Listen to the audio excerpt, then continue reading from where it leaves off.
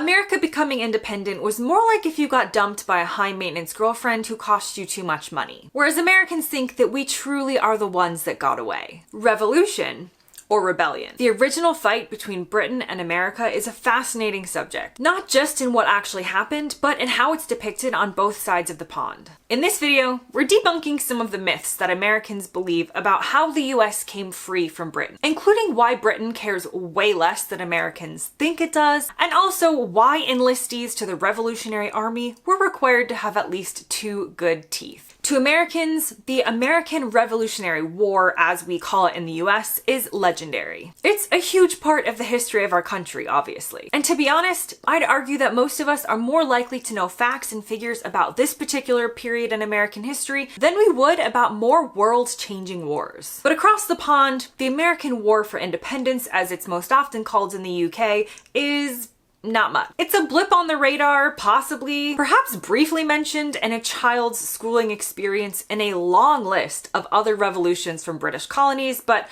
it's certainly not focused on. And to Americans who are raised, in many ways, to think that this huge, nation-altering moment in our country's history still plays in the minds of Brits today, who must be depressed every July 4th to think about the colonies they lost, we're a little bit surprised to learn that no one really cares. Or rather, Brits don't care at all, if they ever did. Surely someone did at some point in time, the British Crown, or the war wouldn't have happened, but the American memes that make it out to be that this is a sore spot in Britain's history are very mistaken. The reason is simple, really. The British Empire was vast, and American colonies were hardly the most important of them all. The Brits were far more concerned with other battles, and making sure they kept much more lucrative colonies like India around this time. America becoming independent was more like if you got dumped by a high-maintenance girlfriend who cost you too much money. Whereas Americans think that we truly are the ones that got away. And when it comes to teaching the American War of Independence in schools, well, again, it makes much more sense to be a bigger part of Americans' learning. Because it's about us. It's on home soil. It's the founding of a nation. And it really starts much of our history as a country in terms of current governance. This helpfully means that we always get to it at the beginning of a school year when there's more time, as opposed to the end when you seem to run through 1900 to the 2000s in about 2 weeks. British history is so much longer, so much more filled with everything from queens and kings and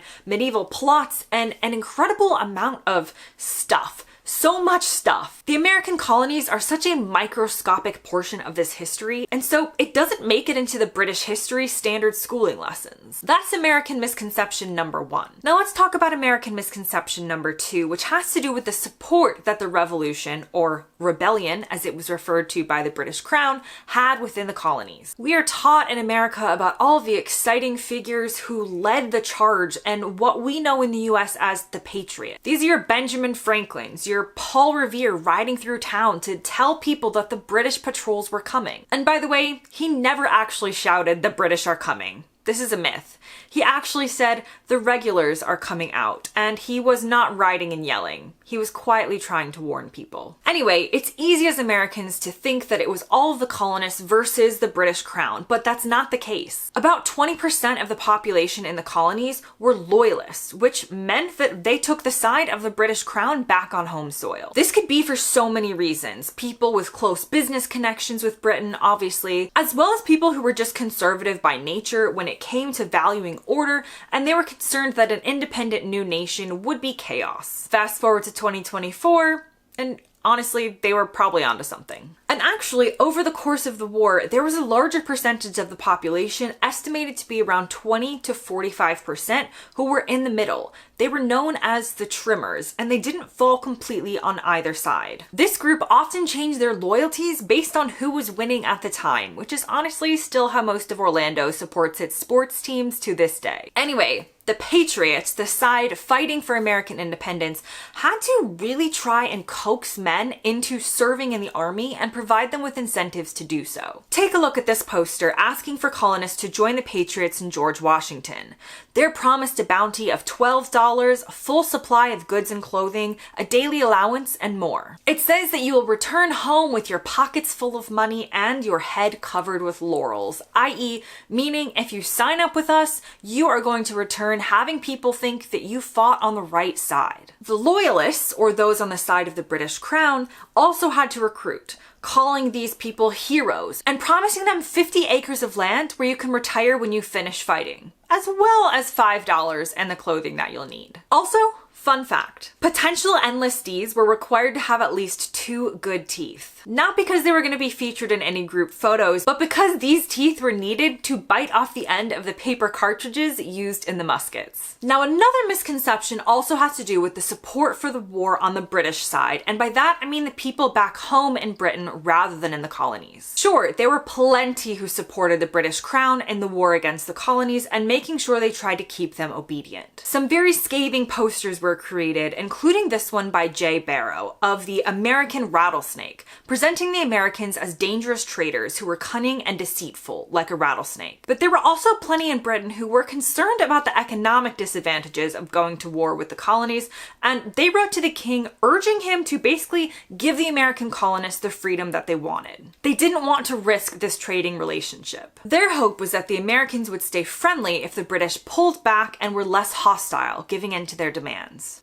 And again, many were absolutely on the side of the aristocracy in Britain, referring to American independence as shocking and unpleasant and most unhappy business. But others, like Thomas Townshend, wrote to the Duke of Portland in 1776, saying that the government and majority have drawn us into a war that in our opinions is unjust in its principle and ruinous in its consequences. As he points out, the majority back home in Britain were very much not on the side of the Americans, but the point really is that there were more voices and differing opinions on both sides of the equation than is perhaps depicted in a simplified version of what happened. Some British printmakers, for example, did sympathize with the American cause, and they would depict Americans as an Indian maiden rather than the rattlesnake, which was a much more generous representation. The next misconception has to do with the reasons that America ever tried to declare independence in the first place. Many are familiar with the no taxation without representation line, but at a guess,